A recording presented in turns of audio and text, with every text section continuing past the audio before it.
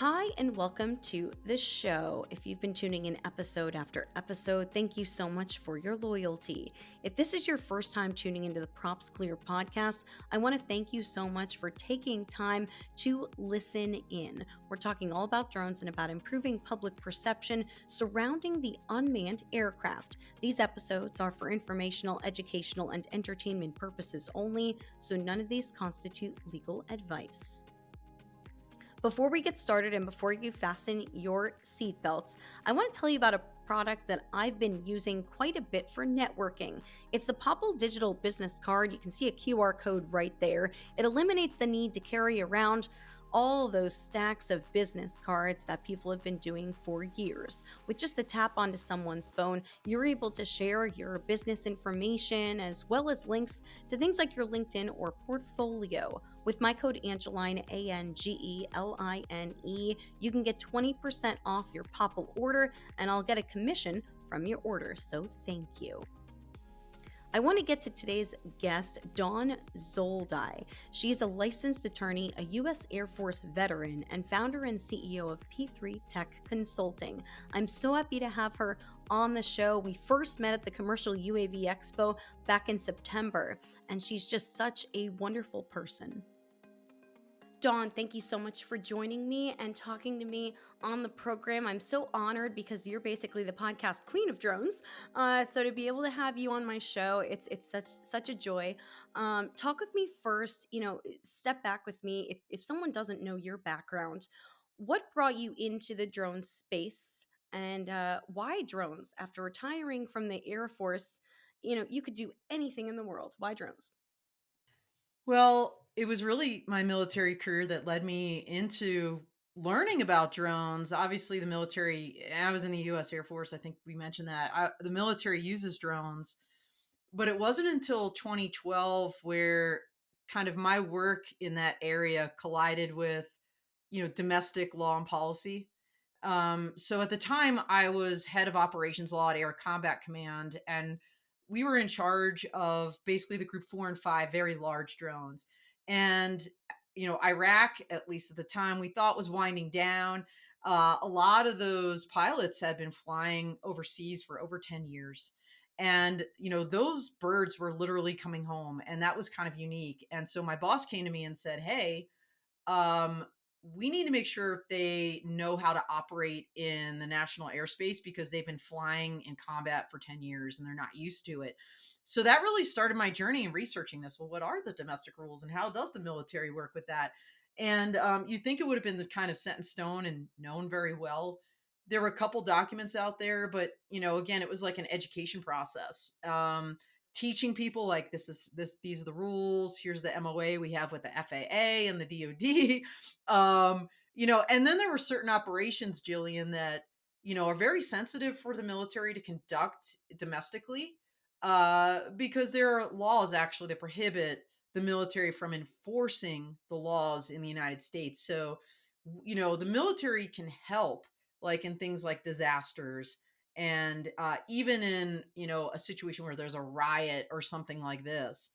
But it's very high approval levels. Like, it's not just any commander can say, off you go with the drone, help out the local sheriff.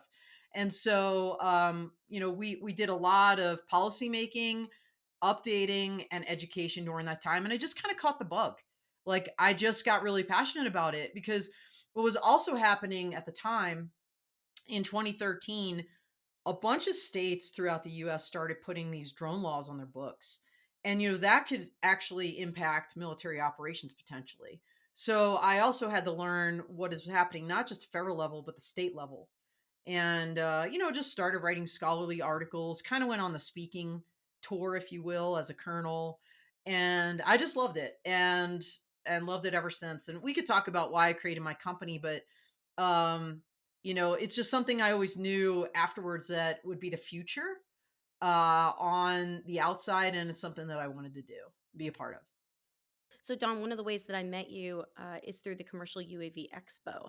And what people don't realize is a lot of the drone industry, like every other industry in the world, has these giant conferences. This one was in Las Vegas. We met in early September. And you were leading a lot of panels. with a lot of industry leaders, with a lot of government leaders.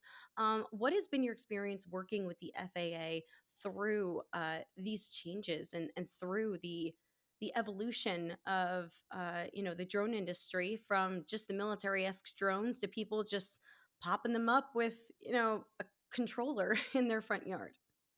Yeah, so I've been a real student of this industry, like I said, from the beginning, and just watching it evolve over time from, I mean, when I started working in 2012 on this topic, we didn't even have the Part 107 rule, right? That didn't come out till 2016.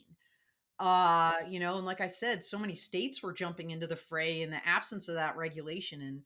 And so it's just been really interesting to see the evolution. I know a lot of people think it's been very slow, but it's been very deliberate. And I think, from 2012 till now, we've come such a long way. I'm really hopeful too that in the next year we'll see a beyond visual line of sight rulemaking, and that's going to really change the Trust. game. Yeah, fingers crossed. Who are the current players that may be able to have that BVLOS as opposed to others who don't have it yet? Well, so the FAA published four waivers that were pretty significant this year, around the August, kind of September timeframe. In fact, they were announcing it at that Vegas conference. Um, Phoenix Air Unmanned is one. I'm not going to list them all, but you can find them. They're actually in the Federal Register.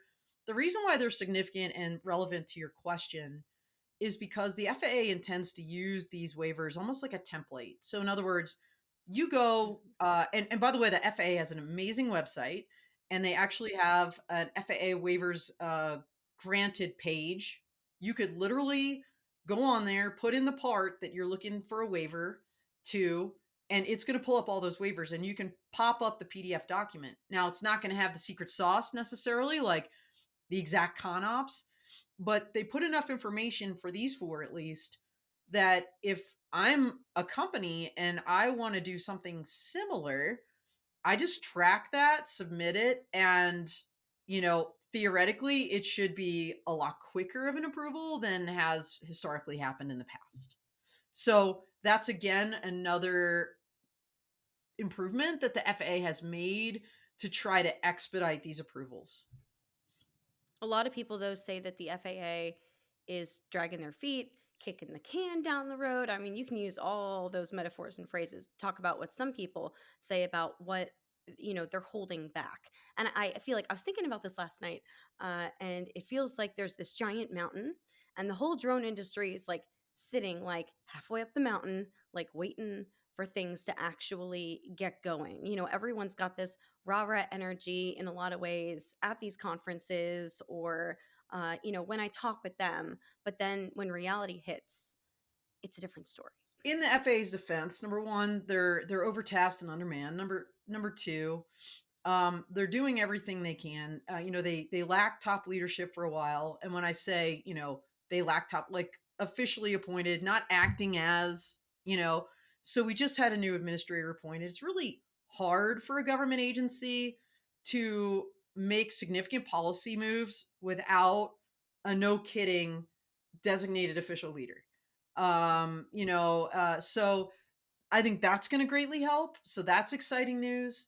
Here's the other thing, and I'm going to kind of quote Tom Walker from Drone Up. Drone Up was one of those companies early on. We had a lot of companies saying, "Oh, we can't do drone deliveries," or the regulations are holding us back. And Walker, to quote him, said, "We're going to lean into the regulations."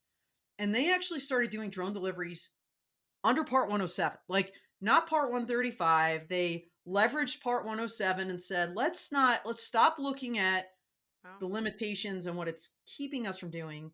Let's lean into them and kind of expand them to the maximum that we can do. And so good on them, right? So right now, I get it.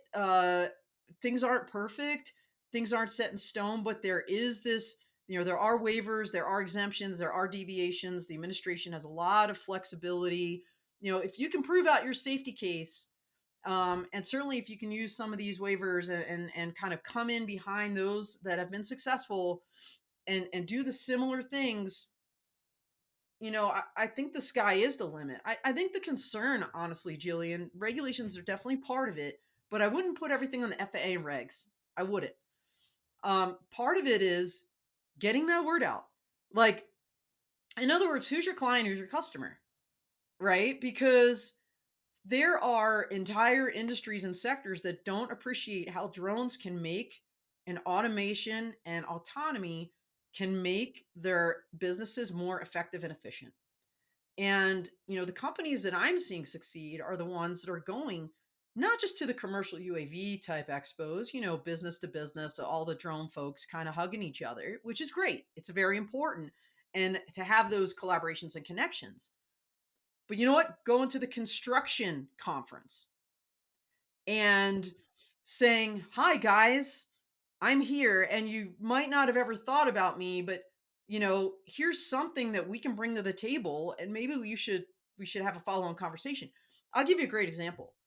Last year I went to this conference called Move America, and they do it every year, and it's a mobility conference. Now it's supposed to be air, land, sea, but it was primarily ground and maritime, mostly ground. Let's just say ground. So there were like the toll road companies, there was the weather guy with the sensors on the ground, there were the sensor companies that put sensors around the EVs, like the electric vehicles, right? Because I think like the cruise vehicle, they just took off the road. Yeah, I think they had like 70 sensors all around the car.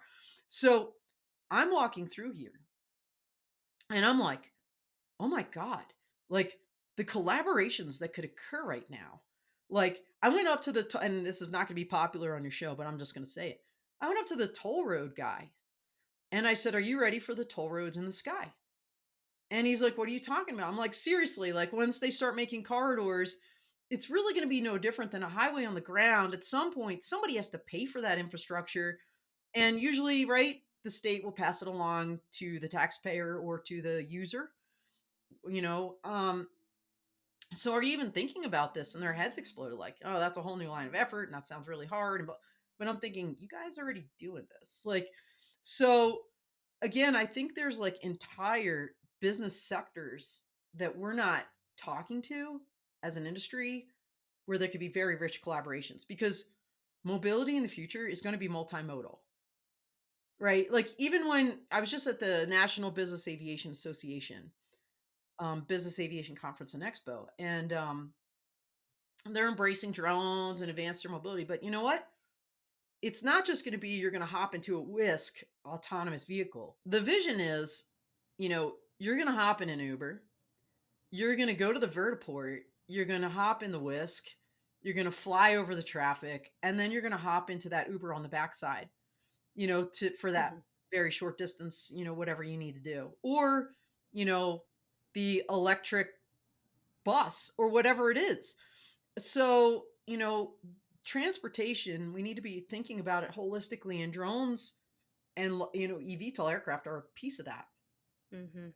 And I think that's kind of the missing link here. Like I think we need to stop saying, "Oh, the regulations are holding us back," and look around and say, "Well, who are we actually talking to?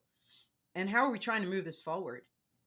And I think you mean also that if you can get other industries involved, it'll be a much bigger push if you can get more industries at the table with someone like the FAA, with government leaders, with the people who are the movers and shakers that can actually get those regulations in place. If you have people from a broader perspective, it's going to carry more weight.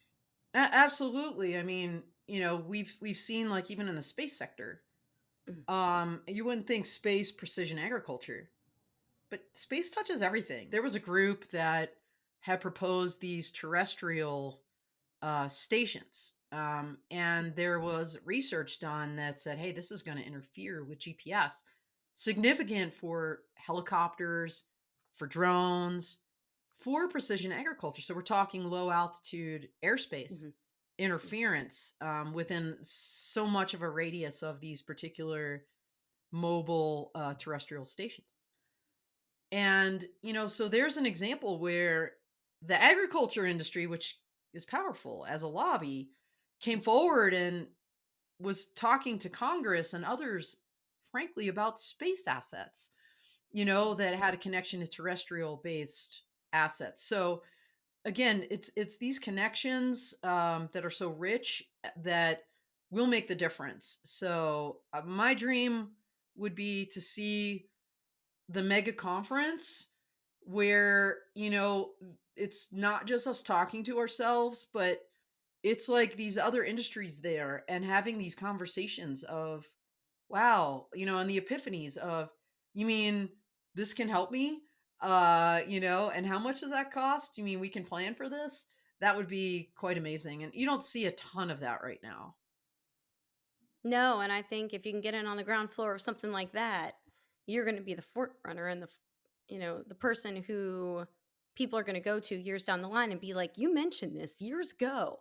That Yeah. toll guy is going to come back to you 5 years from now being like, "Oh, why didn't I go talk to you and invest with you because I could be sitting on millions of dollars right now." He's going to probably regret not jumping into that space. Yeah. And it's every facet, like even the weather sensor guy, he's got ground sensors, right? Which are highly relevant to drone operations. And I reached out to Don Birshoff from True Weather. I'm like, yo, have you talking to this Mhm. ground weather guy, like that was at this Move America thing? So, again, these connections and conversations I think are really important. And that's one of the reasons why I wanted to start this podcast. You've got your three P's, talking about passion, purpose, and pure. And one of my goals and purposes, I guess you can say, of starting this was to improve public perception. So my goal was not necessarily to have my audience. I wanted my audience to be in the drone industry, but I wanted it to be a lot of my friends or acquaintances who, when I tell them about my interest in the drone industry, they're like, well, what are the uses for that? Like, what do you use for that? you know and they want to be explained from the ground up, no pun intended, Yep. what you can use drones for, because in a lot of ways, I was talking to, I think one of my first guests said, you know the world did drones a disservice when drones were constantly tied with war. Well, absolutely. I think drones got a bad rep because of military operations overseas. I think those operations are also very misunderstood. As an attorney, I will tell you that most law schools don't even teach international humanitarian law. And if they do, they're certainly not diving deeply into the law of war, which is something that every single soldier, sailor, airman, marine, guardian is steeped in. What are the rules of engagement? They're tied to international law. And I think the public just, we don't teach people about it in schools and colleges, certainly not even in law schools, sadly.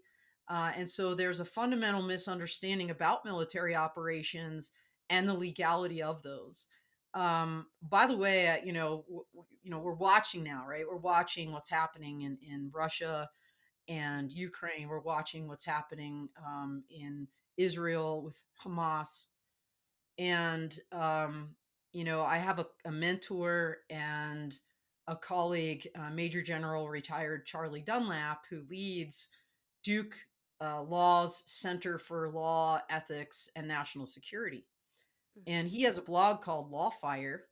I'm going to post this up, soon. And maybe I'll give you the link, Jillian. You share it with your audience as part of this, where he very succinctly explains the law of war in the context of the Israeli Hamas situation. And once you read it clear eyed and objectively, you're like, oh, okay. Because now this is making sense. Like, look, the bottom line is, and sadly, war, civilians will never be spared in war. That is reality. Under the law, your duty is to protect them to the best of your ability. And when the enemy is using hostages and civilians as shields, and they're hiding in schools and urban environments and hospitals, but still attacking you, you know, that doesn't mean you can't fire back. And so I commend this article to your attention. And I guess that's my very long way of saying that drones in war have been greatly misunderstood. They Mhm. still are today. And that legacy does spill over into the commercial sector. And I do feel like there is still that uphill battle on public perception. And it's not just, oh, look, drones have been used to drop bombs on people or whatever. I think from the public standpoint, they're thinking drones invade privacy. They're encroaching on my security because we've seen some IP theft, using drones, like landing on the top of buildings or into Apple's campus. And of course there's always that concern about safety, which the FAA is fully taken on board and to heart because that is purely their lane. These are all areas that we need to work very hard as an industry to educate the public about. And it really comes down to that individual drone pilot.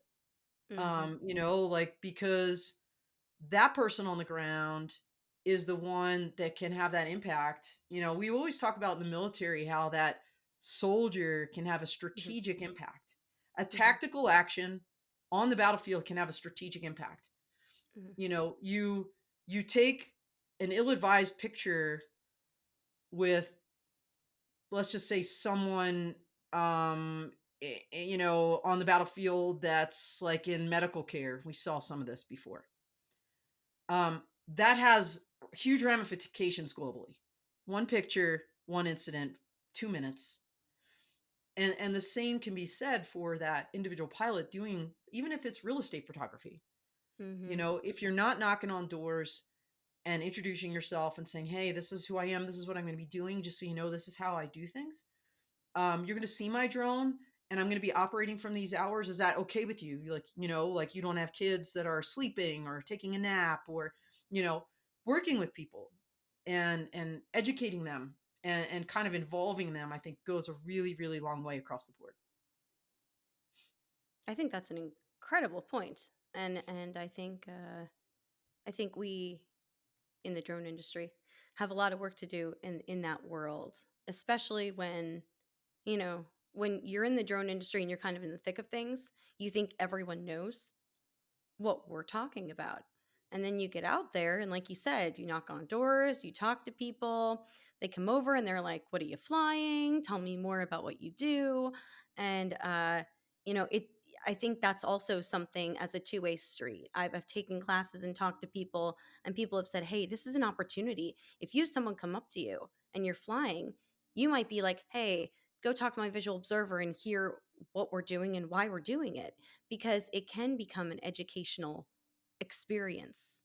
Absolutely. It's not just a hey, let me just stand there and or you tell them, hey, stand there, let me land this, and then I'll tell you more about what I do, so that they're actually Exactly. seeing it in action and it gets someone excited and interested. Yep. Absolutely. It's so funny because I was just at an event. I'm not going to say which one. It was great. Mhm. But the people that showed up at it, and this wasn't a B2B, this was more like open to the public, like here's, an air show. And the people that came, and it was great, it was a lot of retirees, it was younger students, which is awesome. Just Mhm. people curious. I was thinking, how you really reach the public? Go to the state fair. Like Mhm. seriously, go to the state fair and have a pavilion and be flying drones and educating people and handing out the FAA swag. And I'm telling you, you will reach more people in those couple days than you could ever do in a million shows, like on your own, on your campus, squirreled away where, they're going to the state fair, Mhm. and they're not expecting to see you there, you know? So when they see you, they're going to be very curious. And I don't know, that would be my suggestion if the FAA is listening to this is start tagging up with the state fairs. Seriously. No, I love that idea. I think it's fantastic, and I'm gonna have to tag the FAA in this discussion now, and see what they think. And I'm sure you have contacts there, and you can comment with their names, and maybe that's the new thing that's where we see the federal leaders and the drone industry leaders. You know, at the New Yeah. Jersey and I don't know Colorado Pennsylvania State State Fair. Fair. I mean, there's going to be tens of thousands of people walking through there just over the course in a couple days. So Dawn, you have so many amazing podcasts every single week. You've got Dawn of Drones, you got the Full Crew podcast, but a lot of it is not just focused on drones. You as founder and CEO of P3, P3 is focused on tech consulting. So it's the entire tech space. Um, Yes. how do you go from JAG to P3 Tech in your life? Wow, yeah. So first of all, being a trained attorney, and I was in the courtroom quite a bit in my younger years. I was let's just call it a Top Gun prosecutor. I'd fly around the central United States prosecuting all the big felony cases with the younger attorneys. Um, the concept of having difficult facts or information that you have to distill down and explain to people is something that I've been doing for my whole career. And so that's in the courtroom, and rarely, sometimes it actually involved technology, sadly. Child pornography cases are all about cyber. Like, they're all about computer technology, and so having to learn all of that and be able to explain it to people across a wide range of topics, not just in the courtroom, but of course, the Air Force is a highly technological service. So it's something I've been doing, and really, like I said, my passion for drones and drone policy really was sparked when I was a colonel, and getting involved in all of that. But creating the company, really, I have to credit Women in Drones and Sharon Rossmark. I was a recipient of the Women to Watch Award in 2019 for leadership for what I had done throughout my military career in drones. And that was really life changing for me. And, I've talked about this before, but I don't think I can really talk about it enough because it really inspired me to create people started coming to me and saying, "We want to work with you. Can you help us create conference content?" And then one of my very first introductions and gigs was with the Inside Unmanned Systems magazine, where we talked, and it's like, "Well, you've got this background." I'm like, "Well, let's create this column about like the policy and the law for," and that kind of generated this law tech connect idea that eventually I spun into my workshops that I do today with AUVSI Exponential. But all of those things, people were coming to me, and I'm like, you know what? I've been doing this for free for so long, just as kind of the principle of the matter, like, I should create a company and be paid for this work. Yeah, of So course. that's when I created P3. Yeah, that's when I create. Oh, everybody wants something for free, but that's when I created P3 Tech, and it's been an amazing journey, really. Like, I did it part time as a federal government employee, as off duty employment. So I couldn't have any conflicts with what I was doing in my day job, and I kept those lines very clear. Um, and then really in 2021 is when I decided to launch full time into the business, and it was just a banner year, really. It was scary to step off the ledge. I mean, I had been a federal employee for almost 28 years, and to kind of step off the ledge and say now it's all me 100%, was a little bit frightening. But I had lined up some partnerships like Unmanned Safety Institute, or USI, had already contacted me about writing that drone law textbook. So I spent first several months doing that. I already had the podcast link with Mike Peel, who was with Interdrone previously, and kind of stepped away from that, and we formed an alliance, and created. Originally, it was Drones at Dawn, and then it became the Dawn of Drones. And that Oh, can. I didn't know By the that. way, That's a fun fact. uh, yes, here's the other fun fact. So we started with Drone Life, who I absolutely love and still work very closely with. We Mhm, migrated over to AUVSI platforms, changed the brand, to, mhm. it was Dawn of Drones along the way there. Um, you're hearing it first, Jillian. 2024 season, we are going to be the dawn of autonomy.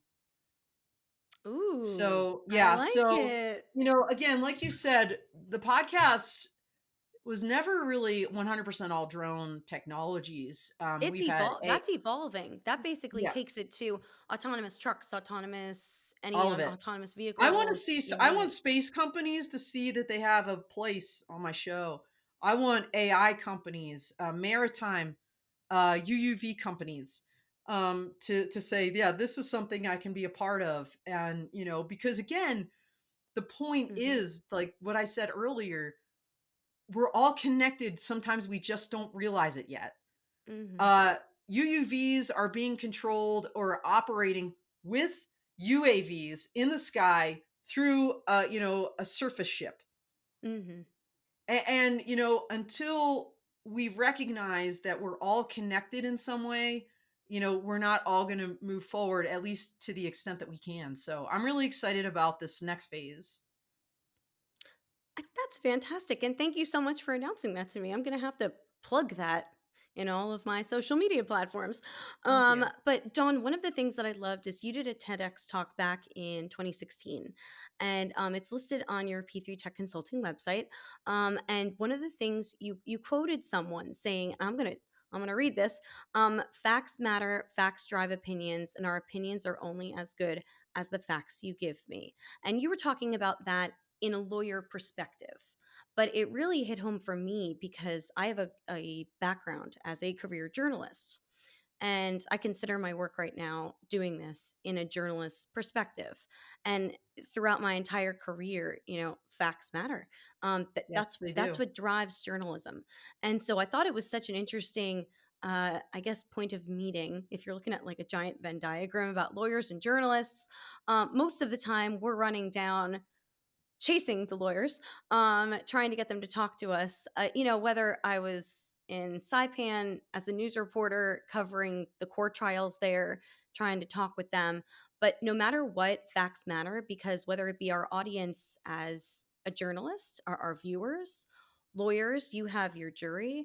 But here in the drone industry, facts matter too. And we were just talking about that earlier because when you have all this misinformation flying around about drones, about autonomy, and then you add in the concerns about who's saying what, or like you mentioned in the Full Crew podcast last week, you picked an article about an autonomous vehicle that hurt someone.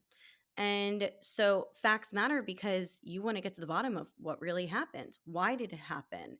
And parsing all that information out is going to go back to the purpose of this podcast, improve public perception one way or another, because Yep. that's the goal. It is, and Jillian, what I would say to that is there's a corollary that bad facts make bad law.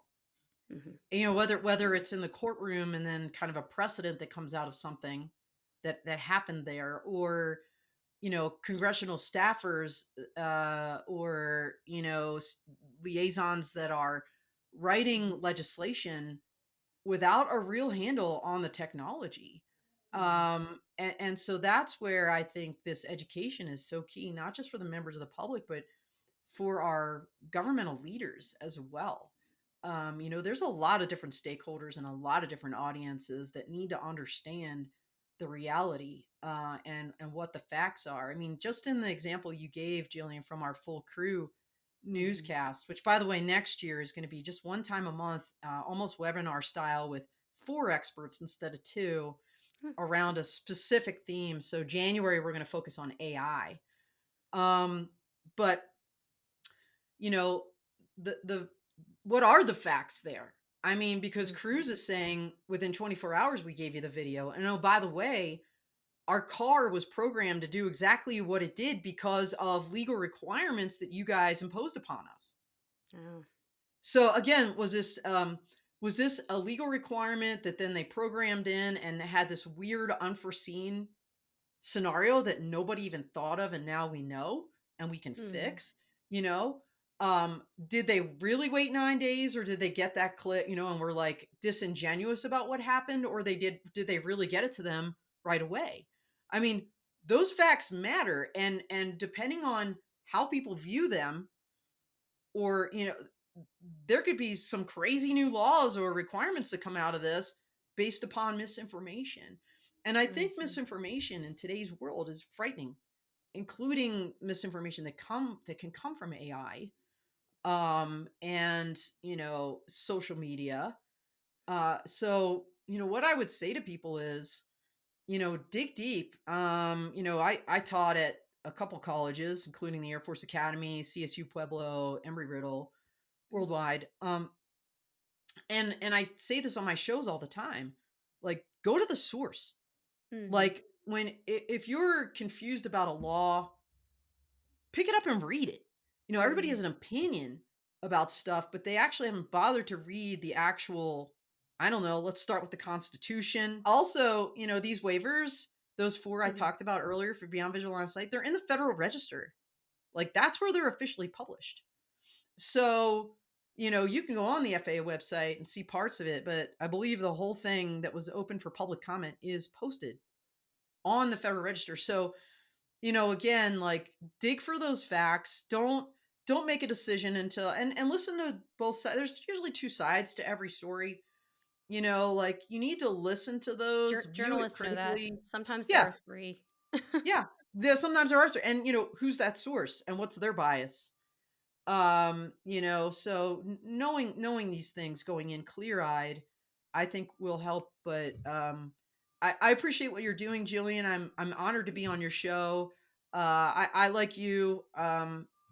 I believe public education and awareness is really key to helping people understand what's happening. I mean, I've been at different in fact, I was just on vacation and I don't know, we got to talk to some people, and they, what do you do? And I tell them, and, I just start talking about this or that use case. And they're like, oh, I didn't know drones could do that.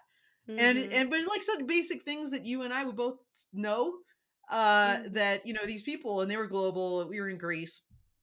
These people like, whoa, I had no idea drones could be used for those really cool things. It's like, yeah, they can be.